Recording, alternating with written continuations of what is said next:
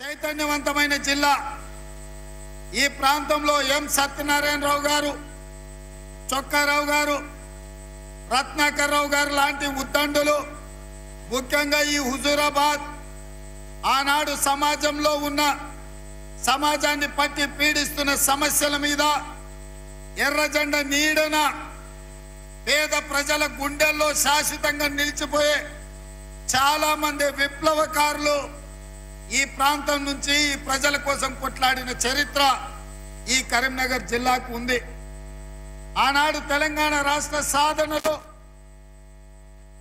ఎక్కడో సిద్దిపేట చింతమడక నుంచి వచ్చిన చంద్రశేఖర్ రావును 2004లో తెలంగాణ రాష్ట్రాన్ని సాధించాలన్న ఆకాంక్ష, గల్లీ నుంచి ఢిల్లీ వరకు ఈ నినాదాన్ని వినిపించాలన్న పట్టుదల 2004లో, 2006లో, 2008లో ఎన్నిసార్లు ఎన్నికలు ఉప ఎన్నికలు వచ్చినా చంద్రశేఖరరావుకు బీఆర్ఎస్కు అండగా నిలబడి మీరు తెలంగాణ బిడ్డలం, ఈ గడ్డ తెలంగాణ ఉద్యమానికి ఊపిరి ఊతుంది, ఈ గడ్డ తెలంగాణ రాష్ట్రాన్ని సాధిస్తుందని మీరందరూ నిరూపించిన సోదరులు. ఏ సోదరులైతే తెలంగాణ రాష్ట్ర సాధనలో చాలా కీలక భూమిక పోషించిండ్రో 2009లో చంద్రశేఖరరావు గారు ఈ కరీంనగర్ ప్రజలకిచ్చిన హామీలను అమలు చేయకపోవడము, ఈ ప్రాంత రాజకీయాలలో ఆర్థికపరమైన ఆలోచనతోటి ఈ ప్రాంతాన్ని నిర్లక్ష్యం చేస్తే ఆనాడు చంద్రశేఖరరావు కరీంనగర్ వదిలి మహబూబ్ నగర్ పార్లమెంటు మా ప్రాంతానికి వలస వస్తే కూడా మేమేం ఆలోచన చేయలే. తెలంగాణ రాష్ట్రం రావాలి అంటే పాలమూరు గడ్డ మీద తెలంగాణ నినాదం వినిపించాలి అని ఆనాడు మేము కూడా చంద్రశేఖరరావుని గెలిపించినాం. ఇటు కరీంనగర్ జిల్లా అయినా అటు పాలమూరు గడ్డ అయినా చంద్రశేఖరరావు చేతుల్లో బందీ అయి తెలంగాణ ప్రజలకు అన్యాయం చేస్తుంటే ఈ కరీంనగర్ జిల్లా నుంచి మొదలు పెడితే పాలమూరు గడ్డ మీద 3 రంగుల కాంగ్రెస్ జెండాను ఎగరేసి ఈ తెలంగాణ రాష్ట్రంలో మొన్న జరిగిన డిసెంబర్ ఎన్నికల్లో సోనియమ్మ నాయకత్వంలో ఇందిరమ్మ రాజ్యాన్ని, ప్రజా పాలనను మీరు తీసుకొచ్చారు. మొన్న జరిగిన ఎన్నికలు డిసెంబర్లో వచ్చిన ఫలితాలు సెమీఫైనల్స్ మాత్రమే.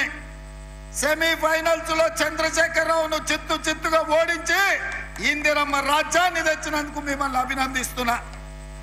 మరి ఇవాళ మిమ్మల్ని అడుగుతున్న మిత్రులారా, సెమీఫైనల్స్ లో చంద్రశేఖరరావును చిత్తుగా ఓడించిన మీరు ఇవాళ ఫైనల్స్ కు వచ్చినాం. ఈ ఫైనల్స్ లో ఈ తెలంగాణ పౌరుషాన్ని గుజరాత్ కు తెలిసే విధంగా బీజేపీ వాళ్ళు సూరత్ కు పారిపోయే విధంగా ఇవాళ తీర్పు ఇవ్వాల్సిన అవసరం ఉన్నది. ఈ ఫైనల్స్ లో బీజేపీ నరేంద్ర మోడీని ఓడించాల్సిన బాధ్యత ప్రతి ఒక్క కాంగ్రెస్ పార్టీ కార్యకర్త మీద, 4 కోట్ల తెలంగాణ ప్రజల మీద ఉన్నది. ఎందుకంటే 10 సంవత్సరాలు ప్రధానమంత్రిగా ఉన్న నరేంద్ర మోడీ ఈ తెలంగాణ రాష్ట్రానికి ఇచ్చింది లేదు, బండి సంజయ్ కరీంనగర్ జిల్లాకు తెచ్చింది లేదు. ఇవాళ ఈ వేదిక మీద నుంచి తెలంగాణ సమాజానికి నేను గుర్తు చేయదలుచుకున్నా, ఆనాడు పునర్విభజన చట్టంలో ఈ తెలంగాణ రాష్ట్రానికి బయ్యారం ఉక్కు కర్మాగారాన్ని, కాచిపేట రైల్వే కోచ్ ఫ్యాక్టరీని, 4000 మెగావాట్ల విద్యుత్ ఉత్పత్తి ఎన్టీపీసీ నుంచి మనకి ఇవ్వాలని, ఐటీఐఆర్ కారిడార్ ఇవ్వాలని, గిరిజన యూనివర్సిటీ ఇవ్వాలని, ఐఐఎం ఇవ్వాలని, ఐఐటి ఇవ్వాలని, పాలమూరు రంగారెడ్డి ఎత్తిపోతల సాగునీటి ప్రాజెక్టును జాతీయ ప్రాజెక్టుగా ప్రకటించాలని 2014లో సోనియా గాంధీ గారు, మన్మోహన్ సింగ్ గారు తెలంగాణకి ఇచ్చారు. ఇవేవి చేయలే. ఇవి చేయకపోను పార్లమెంటులో జరిగిన చర్చల సందర్భంగా ఈ దేశ ప్రధానమంత్రి పార్లమెంటరీ వ్యవస్థలను అవమానించే విధంగా పార్లమెంటు తలుపులు మూసి తెలంగాణ బిల్లును ఆమోదించును. కాంగ్రెస్ పార్టీ సోనియా గాంధీ తల్లిని చంపి బిడ్డను బతికించు, ఇట్లాంటి మాటల ద్వారా 60 ఏళ్ల తెలంగాణ ఆకాంక్ష 1200 మంది తెలంగాణ బిడ్డల ఆత్మ బలిదానాలను అవమానించే విధంగా పార్లమెంటులో మాట్లాడిండు. నేను ఇవాళ అడుగుతున్న బండి సంజయ్ని, గతంలో నువ్వే ఎంపీగా ఉన్నావు కదా, నరేంద్ర మోడీ గారి మాటలు మాట్లాడినప్పుడు నువ్వు పార్లమెంటులోనే ఉన్నావు కదా, తెలంగాణ తల్లిని అవమానిస్తుంటే, తెలంగాణ రాష్ట్ర ఏర్పాటు ప్రక్రియను తప్పుపడుతుంటే ఎందుకు మౌనంగా ఉన్నావు బండి సంజయ్? తెలంగాణను అవమానించినందుకు ఇవాళ నీకు కరీంనగర్లో ఓట్లు వేయాలనా?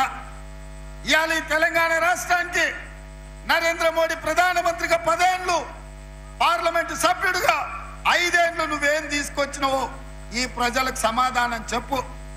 ఆనాడు అయ్యో పాపం పేదోళ్ళ బిడ్డ గుండో అరగుండో ఏదో ఒక గుండు గెలవని కదా అని ఈ తెలంగాణ ప్రజలు నీకు ఓటేసిరు.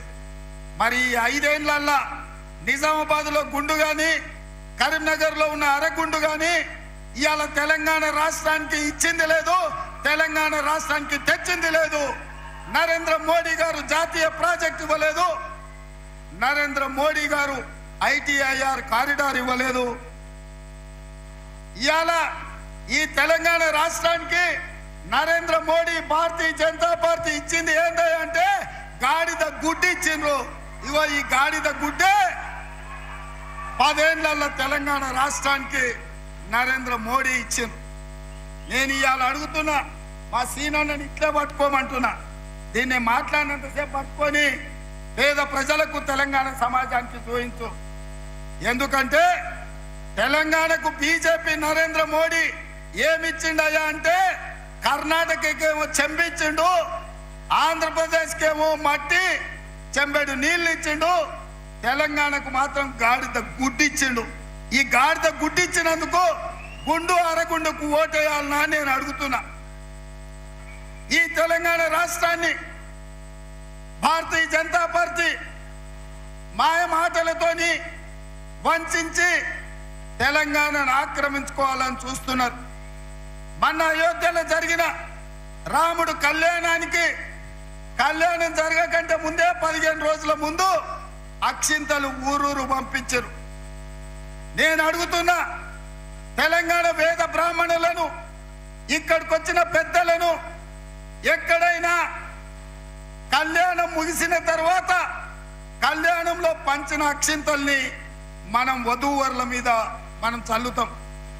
అక్కడ అయోధ్యలో రాముడు కళ్యాణం జరగకంటే ముందే 15 రోజుల ముందే అక్షింతలు ఊరూరా ఇంటింటికి ఇక్కడ బియ్యంలో పసుపు కలిపి అవి ఇంటింటికి పంపించిందంటే హిందూ సాంప్రదాయాలను అవమానించి హిందూ సాంప్రదాయాలను దెబ్బతీసే విధంగా కళ్యాణం జరగకుండానే అక్షింతలు పంచడం ద్వారా శ్రీరాముడిని అవమానించింది భారతీయ జనతా పార్టీ నాయకులు కాదా, బండి సంజయ్ కాదా అని నేను అడుగుతున్నా. ఈ దేశంలో ఉండే హిందువులు, హిందూ ఆచారాన్ని పాటించే పెద్దలందరూ ఆలోచన చేయండి. రాజకీయాల కోసం రాముడిని కూడా వదలడం లేదు. ఎవరు కాదయా, మనందరం రాముడి భక్తులం కాదా? శ్రీరామనవమి చేయలేదా?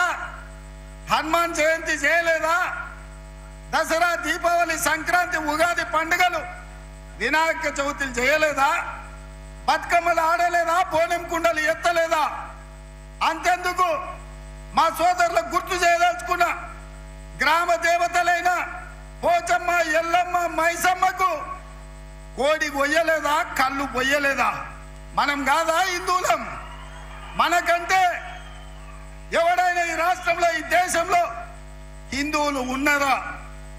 ఈ వేదిక మీద ఉన్న మేము హిందువులం, కానీ హిందుత్వాన్ని ఓట్ల కోసం వ్యాపార వస్తువుగా మేము ఆడుకోము.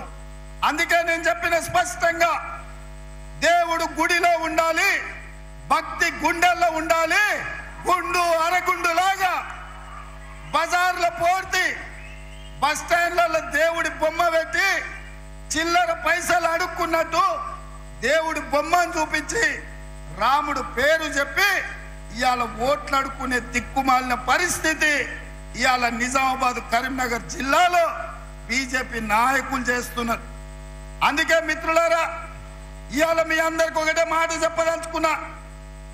కాంగ్రెస్ పార్టీ, రాహుల్ గాంధీ వీళ్ళే కాదు, వారసత్వంగా మనకొచ్చిన జవహర్లాల్ నెహ్రూ గారు, మహాత్మా గాంధీ గారు, వల్లభాయ్ పటేల్ గారు, సుభాష్ చంద్రబోస్ గారు దేశభక్తిని వాళ్ళ నుంచి పుణికి పుచ్చుకోవడమే కాదు, జవహర్లాల్ నెహ్రూ గారు డాక్టర్ బాబాసాహెబ్ అంబేద్కర్ ద్వారా రాజ్యాంగాన్ని రచించి ఎస్సీ ఎస్టీ రిజర్వేషన్లు కల్పించి రాజకీయంగా, విద్యా ఉద్యోగాలలో దళితులకు, గిరిజనులకు రిజర్వేషన్లు ఇచ్చి ఇవాళ ఈ దేశంలో కవంపల్లి సత్యనారాయణ లాంటి వాళ్ళు డాక్టర్లైనా, ఆరపల్లి మోహన్ లాంటి వాళ్ళు లాయర్లైనా, అట్లూరి లక్ష్మణ్ లాంటి వాడు ఎమ్మెల్యే విప్ అయినా ఇవాళ కాంగ్రెస్ పార్టీ ఈ ఎస్సీ ఎస్టీ రిజర్వేషన్లు ఇవ్వడం వల్లనే పక్కనే ఉన్న బలరాం నాయక్ మన కేంద్ర మంత్రి అయినా ఇవాళ పార్లమెంట్ ఎన్నికల్లో పోటీ చేస్తున్నా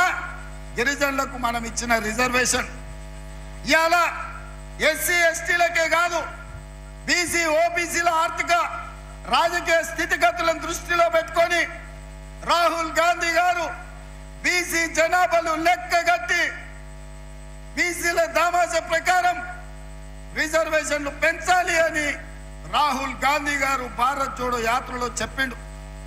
వారి ఆదేశాల ప్రకారం నేను ముఖ్యమంత్రి పదవి చేపట్టిన ఎంబడే పొన్నం ప్రభాకర్ గారికి ఆదేశాలు ఇచ్చి బీసీ మంత్రిగా ఎంబడే ఆదేశాలు ఇవ్వని మంత్రివర్గ తీర్మానం అసెంబ్లీలో శాసనం పాస్ చేసి ఇవాళ బీసీల జనాభా లెక్క కట్టి ఆ జనాభా ప్రకారం నిధులు కేటాయించాలి, బీసీ సప్లైన్ తేవాలి, బీసీ రిజర్వేషన్లు మెయిన్ తేవాలని ప్రయత్నం చేస్తున్నాం.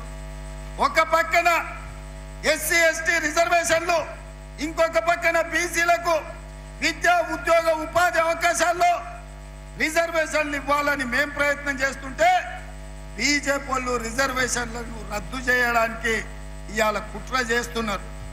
నేను ఆరోపణ చేస్తున్న నిర్దిష్టంగా భారతీయ జనతా పార్టీ మీద, ఈ దేశ ప్రధానమంత్రి మీద, ఈ దేశ హోంశాఖ మంత్రి అమిత్ షా మీద మీరు కుట్ర చేస్తున్నారు.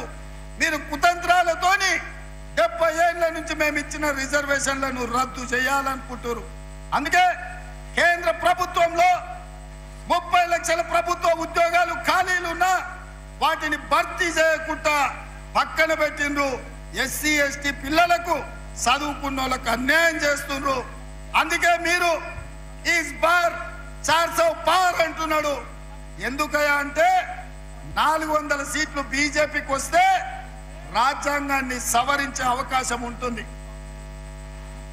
3 2 వంతుల మెజారిటీ బీజేపీకి వస్తే ఎట్లయితే 370 ఆర్టికల్, ట్రిపుల్ తలాక్, సిటిజన్ అమెండ్మెంట్ యాక్ట్, అదే విధంగా యూనిఫామ్ సివిల్ కోడ్, నోట్ల రద్దు, జిఎస్టి, రైతు వ్యతిరేక నల్ల చట్టాలు ఎట్లయితే పార్లమెంటులో ఆమోదించిండ్రో ఈ ఎన్నికలు జరిగిన ఎంబడే బీజేపీ ఒకవేళ ప్రభుత్వంలోకి వస్తే ఎస్సీ ఎస్టీ బీసీ రిజర్వేషన్లు రద్దయితాయి. మిత్రులారా, ఇవాళ మండల్ కమిషన్ ఇచ్చిన నివేదిక ప్రకారం బీసీ జనాభాను లెక్క కట్టండి, 27% నుంచి బీసీ రిజర్వేషన్లు పెంచండి అని సుప్రీంకోర్టు ఆదేశాలు ఇచ్చింది.